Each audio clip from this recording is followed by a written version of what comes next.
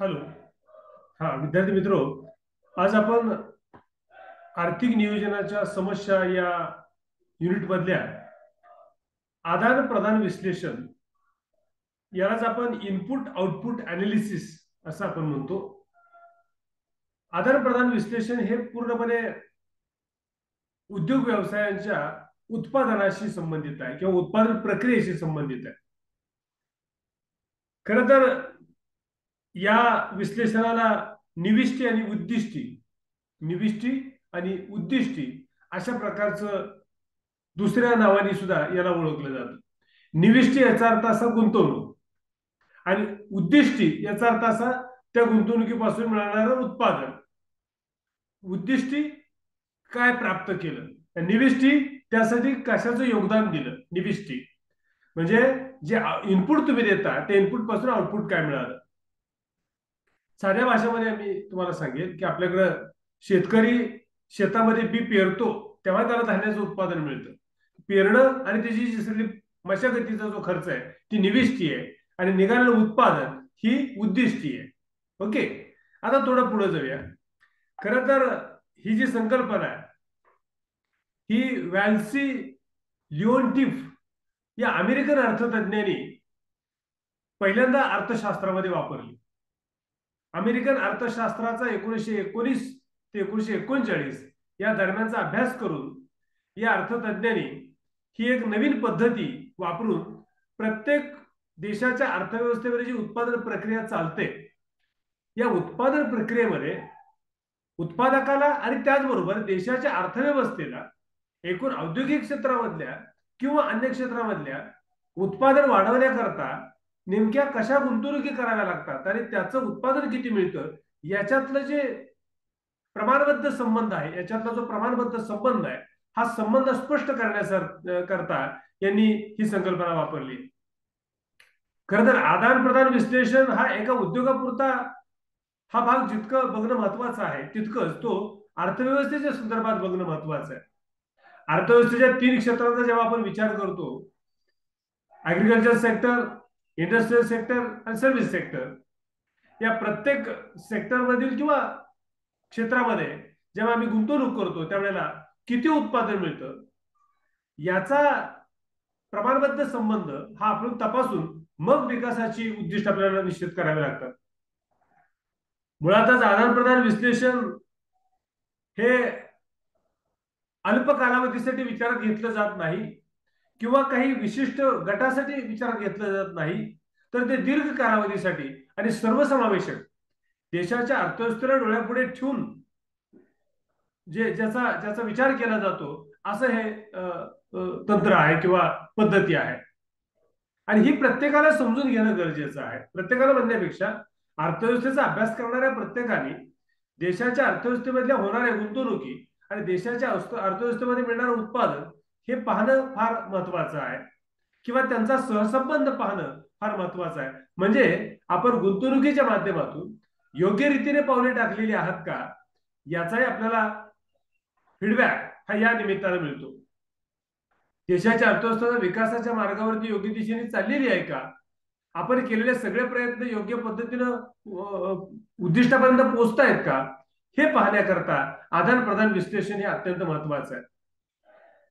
आदान आणि प्रदान ही गोष्ट आता तुमच्या लक्षात आली असेल.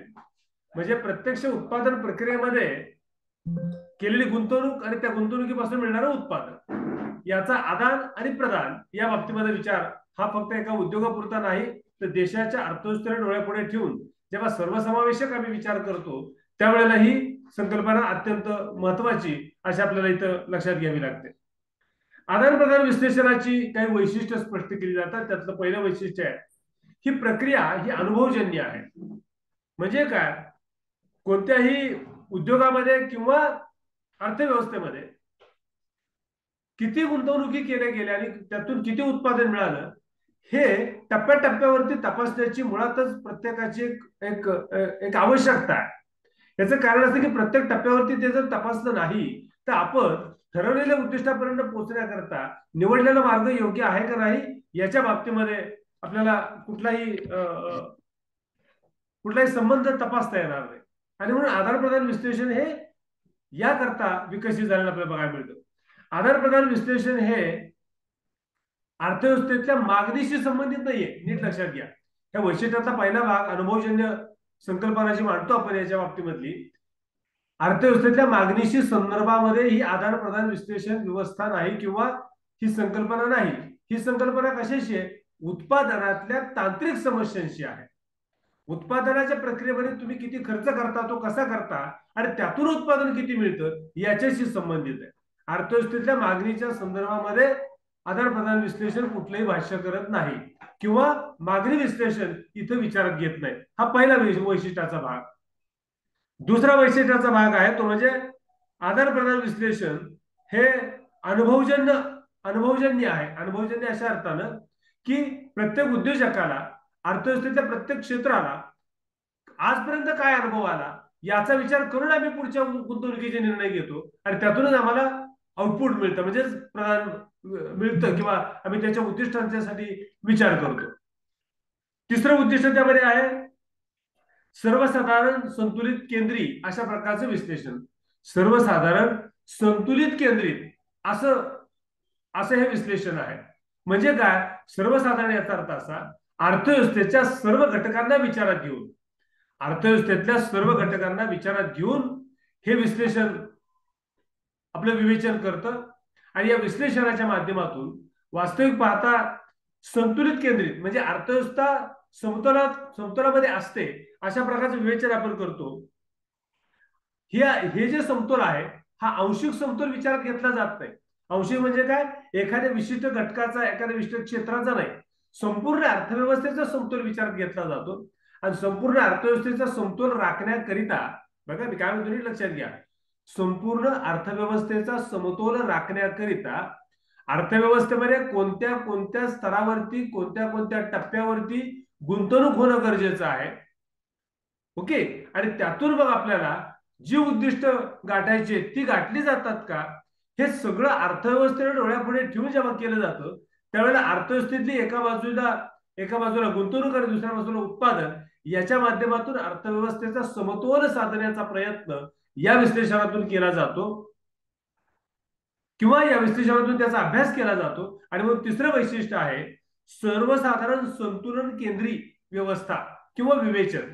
सर्वसाधारण संतुलन केंद्री म्हणजे अर्थव्यवस्थेचा समतोल कसा साधला जाईल याचा विचार स्पष्ट करणारं हे विवेचन आहे. अशा प्रकारची ही तीन वैशिष्ट्ये कोणती कोणती? अनुभवजन्य विवेचन, दुसरं उत्पादनाच्या मागणीशी संदर्भामध्ये विचार करतात, तांत्रिक समस्यांची विचार करतात, आणि तिसरा सर्वसाधारण संतुलित केंद्री अशा प्रकारची संतुलन केंद्री अशा प्रकारची ही व्यवस्था आहे.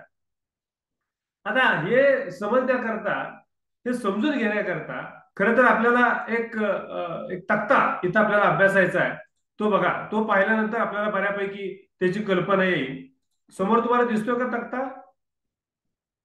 हॅलो, समोर तुम्हाला तक्ता दिसतोय का? हो सर. हा सर. काय टायटल आहे त्याचं? टायटल काय आहे त्याचं? टायटल काय दिलंय मी? कुणीतरी एखादी स्पष्ट करा. आदान प्रदान तक्ता.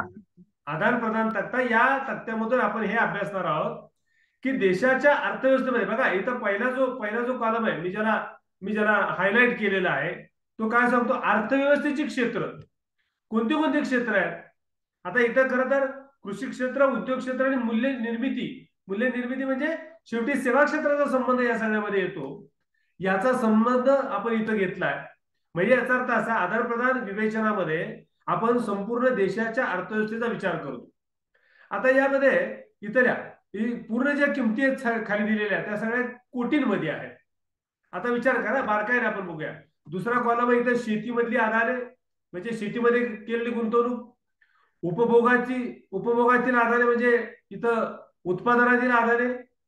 नीट लक्षात घ्या, ही उपभोगातील आधारे म्हणजे ही उत्पादनातील लक्षात ठेवायचे. उत्पादन आधार म्हणजे शेती क्षेत्र आणि हे उत्पादन उपभोगाचा आधार. इथं कुटुंब क्षेत्राला म्हणजे शेवटी उपभोग ज्या गोष्टींचा आपण घेतो, अंतिम मागणी ज्याला आपण म्हणतो, इथं आपल्याला काय म्हणता येईल? अंतिम मागणी. कुटुंब क्षेत्राचा आधार म्हणजे कुटुंब क्षेत्राची मागणी. आणि इथं आहे उद्योगाची, इथं उपभोगाची झालेली आहे, इथं उद्योगाची. आणि एकूण मग एकूण उत्पादन विक्री उत्पन्न असा शेवटचा कॉलम आहे. आता थोडक्यामध्ये मी तुम्हाला सांगतो, कृषी क्षेत्राचं एकूण उत्पादन किती आहे हे शेवटी इथं दिसतं. कृषी क्षेत्राचं एकूण उत्पादन आहे 300 कोटी रुपये. बघा, कृषी क्षेत्राचं एकूण उत्पादन किती आहे? 300 कोटी रुपये. आता या 300 कोटी रुपयांपैकी शेतीमध्ये शेतीतलंच उत्पादन हे 50 कोटींचं वापरलं जातं. बघा मी काय म्हणतोय ते, शेतीतल्या एकूण 300 कोटी रुपयांच्या उत्पादनापैकी बघा विक्री उत्पन्न येते, त्यापैकी 50 कोटी रुपये पुन्हा शेतीमध्ये गुंतवले जातात, 150 कोटी रुपये उद्योगांमध्ये गुंतवले जातात. किती झाले? 200 कोटी रुपये. आणि कुटुंब क्षेत्राची मागणी म्हणजे कुटुंबाला जो उपभोगाचा खर्च लागतो तो 100 कोटी. अशी यांची बेरीज जर बघितली आपण या तिन्हींची, 50, 150, 100, तर 300 कोटी रुपयांचं विक्री उत्पन्न हे शेती क्षेत्रातून मिळतं. आता त्याचबरोबर उद्योग क्षेत्राचा विचार करूया. उद्योग क्षेत्राचं एकूण विक्री उत्पन्न किती आहे? तर 500 कोटी रुपयांचं आहे. 500 कोटी रुपयाचं विक्री उत्पन्न हे उद्योगांमध्ये मिळतं.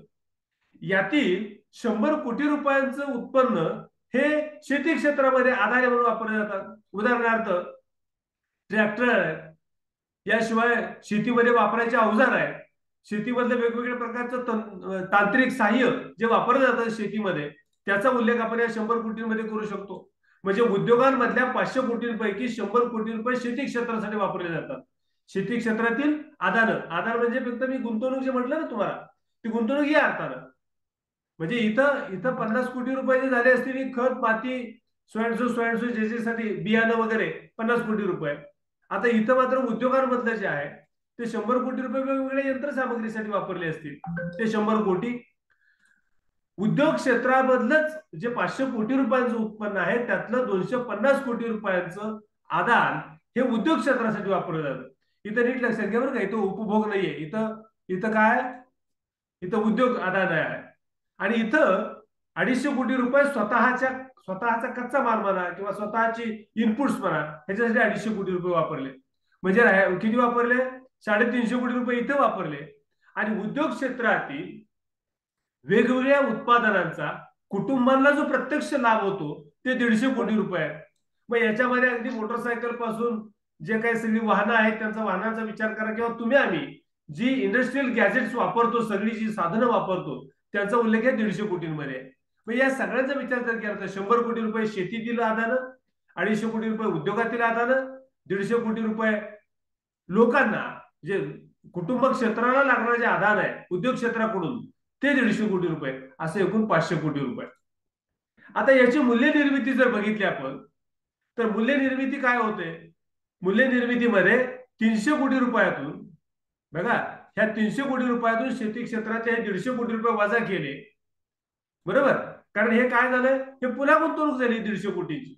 या 300 कोटींपैकी 150 कोटी रुपये पुन्हा गुंतवणूक झाली आहे. 50 कोटी शेतीतील आदानं आणि 100 कोटी रुपये उद्योगातील शेतीसाठी आदानं.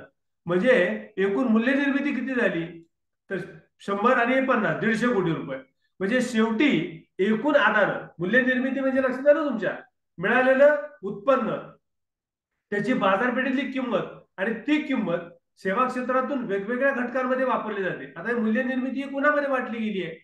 ही 150 रुपये जे मिळाले हे कोणामध्ये वापरले गेले?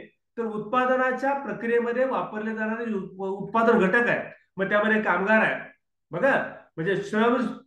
आपल्याकडे मुळात 4 उत्पादन घटक आहेत: भूमी, श्रम, भांडवल आणि संयोजन. भूमीला मोबदला दिला खंड, हा 150 रुपये दिला.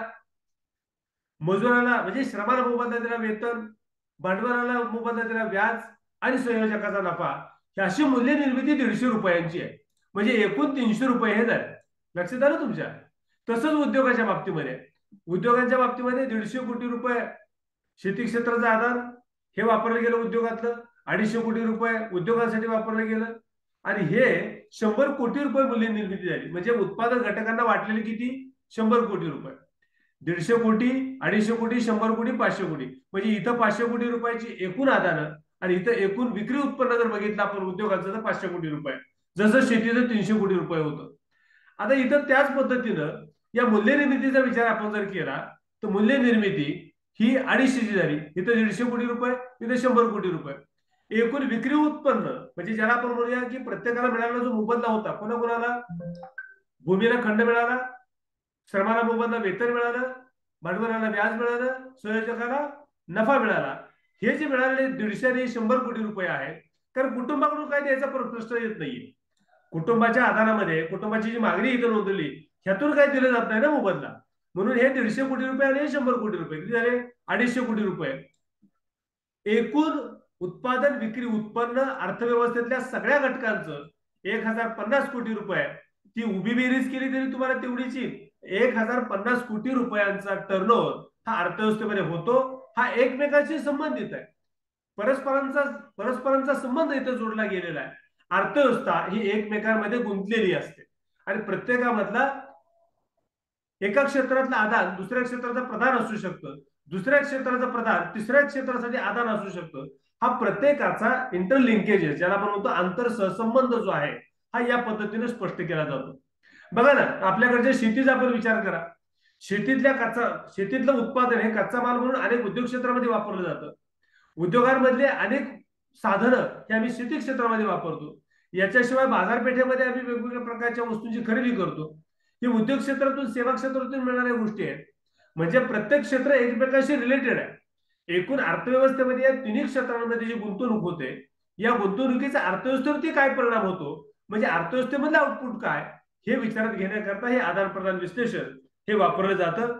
आता या आदान प्रदान विश्लेषणाचा उपयोग काय, त्याच्या मर्यादा काय, या आपल्याला पुढच्या तासाला पाहता येतील. या तासामध्ये आपण आधार प्रदान विश्लेषण म्हणजे काय आणि आधार प्रदान विश्लेषणाची सारणी ही आपण या ठिकाणी पाहिली आहे. विद्यार्थ्यांना काही शंका असतील तर आपण याच्यावरती चर्चा करूया. थँक्यू.